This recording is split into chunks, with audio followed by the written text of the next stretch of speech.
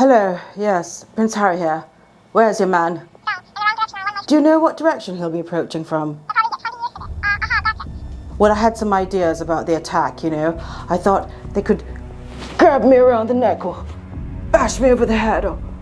I don't know, there's some bins out here. Maybe he could pop out from a bin. What do you think? Well, I was just trying to give some ideas, We are influencers at the moment, my wife and I. So, I don't know. Oh, yes, the acid attacks. That would be a great idea. And I could I'll just drop. I'll just drop right away. Yes. Great idea. All right, I'll just wait another 5 minutes for him then. Okay. Thanks so much. Okay, you too. Bye. Where is he? Hello everyone and welcome back to my channel, Leilani of Barbados. So the real question today is, what was Prince Harry really doing outside those people's residence? Several of them, in fact. He went from door to door, any reports are from half a mile to a mile knocking on doors. Something he's probably never done his whole life without security.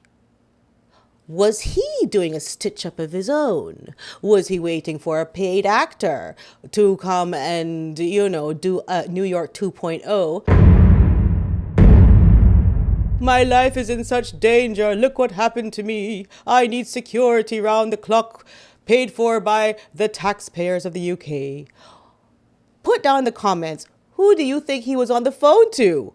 What's really going on? It's almost as though he realized he needed a case, he needs to prove something, and he was willing to take one on the chin for it. However, if that was his plan, I think that whoever they hired bailed at the last minute and thought, you know something, I don't really want to...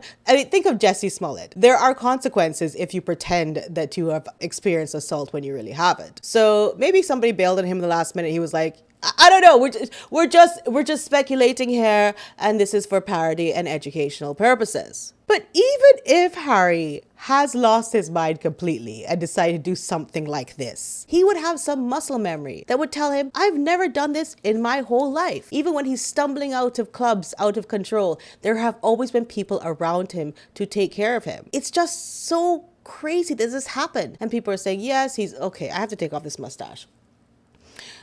I don't know what I look like now, but not that I ever look like Prince Harry, but you know what I mean? Okay, so was he not telling himself, this is very scary?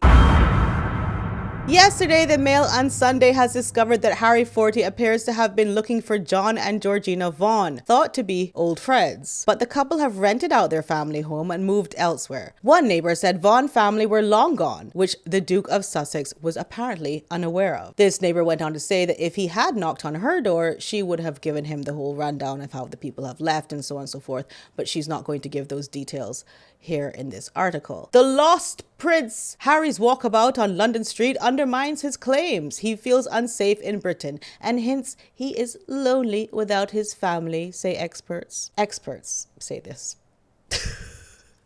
He has been seen in the area before. He used to drink at a pub down the road from here, says this source. He was looking for a friend who used to live in this road, and now they rent the house out to people from overseas. They've rented it out, they've moved away, and that's all I will say. Prince Harry's mishap comes after it was revealed on Sunday that he had stayed at a friend's home during his visit to the UK and had a Deliveroo sent to the front door. He had previously argued in the Court of Appeal that his life was at stake in a hearing challenging the Home Secretary over a ruling to withdraw his right to police protection. Okay, we know all about that. The Deliveroo incident, though, there were reports as well that he allowed the Deliveroo driver into the house as well.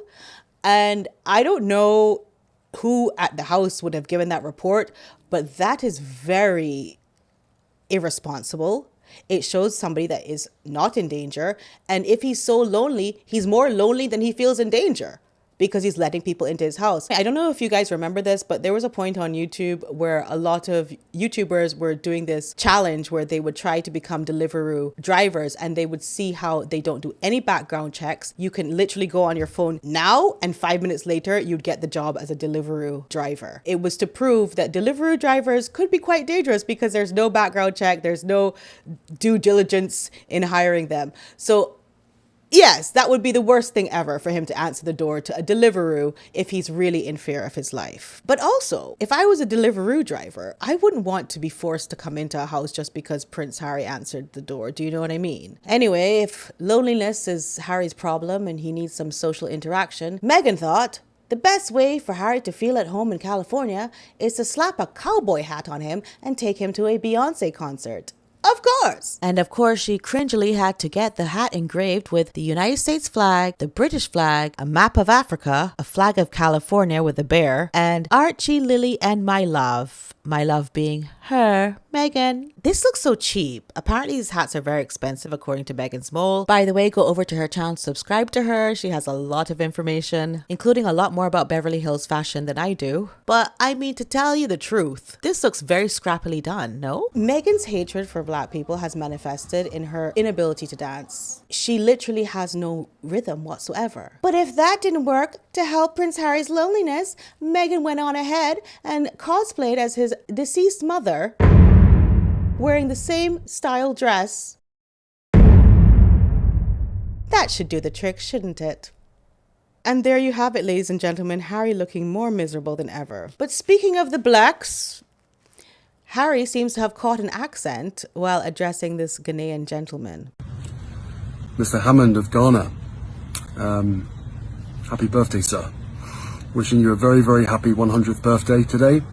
The Invictus delegation has just returned from Ghana and says that you are in fine spirits, and I'm very happy to hear that. Thank you. Thank you from all of us for your incredible service, both wearing uniform and as a veteran. You are quite literally a hero of Ghana. Thank you for the book. I look forward to reading it. Thank you for everything that you do. And I really, truly hope that we will be able to celebrate together once Ghana join the Invictus community of nations. I've been given good reports from the Invictus delegation. They thoroughly enjoyed their visit and very much enjoyed catching up with you. So I wish you well. I hope to see you soon. Happy birthday, sir, and take care.